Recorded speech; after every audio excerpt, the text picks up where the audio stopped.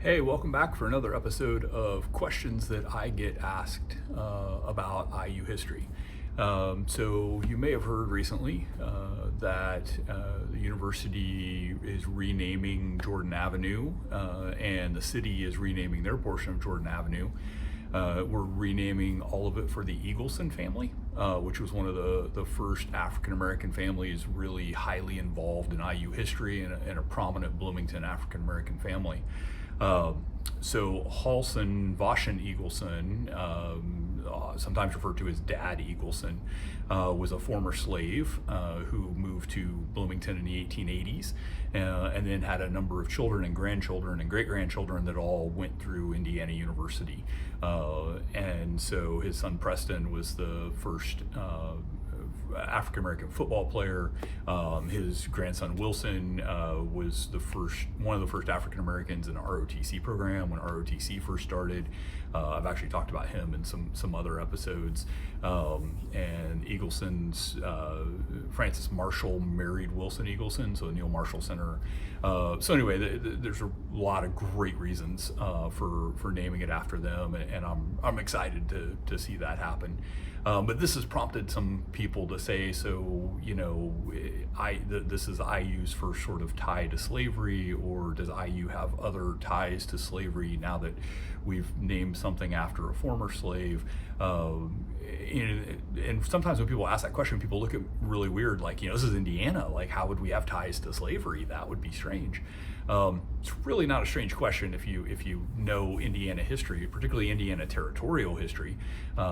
Indiana wasn't as purely slave-free as a lot of people would think, and a lot of the history books kind of gloss over.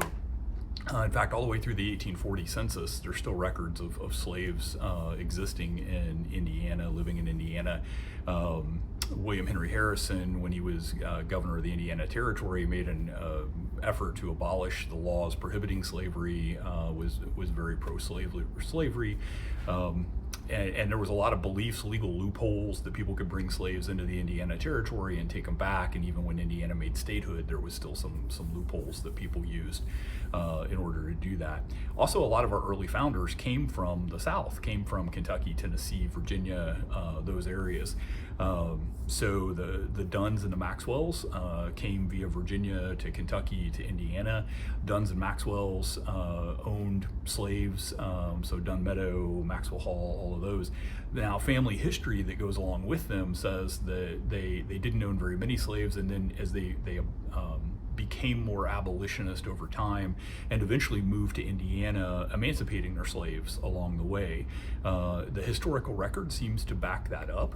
I've tried to trace ages and names of enslaved persons that they had in Kentucky and follow them into Indiana, and I've not been able to see any matches or anything on that. And we know that by the Civil War, particularly the Dunns were highly abolitionist. So I've got a whole video about William McKee Dunn and how his abolitionist views got him, how he lost the election. He was in Congress and lost his seat in Congress because of his abolitionist views not being popular in southern Indiana. I've also got a video out there about James Rollins. So there's a section of Wright Quad that's named for James Rollins. He was a prominent slave owner during the Civil War, Missouri congressman, and eventually not only had his slave, not only were his slaves freed by the change in Missouri law, he then actually went on to help pass the 13th Amendment. So that's a really sort of complex story. There's a whole video about it. And so that one's there. Some people get confused about the Richard Owen statue that's in the Union. Richard Owen statue is a replica of the original in the State House up in Indianapolis, and it was funded by former Confederates, but Richard Owen was actually an abolitionist and a Union officer, and there's a video about it as well. Again, that's a story takes some depth to it. The only Confederate that we have a building named after, and the only sort of unrepentant slave owner that I've sort of found is Ebenezer Newton Elliott, and there's a wing of Wright Quad that's named after Elliott House. Ebenezer Elliott was a math faculty member here at IU 1832 to 1836.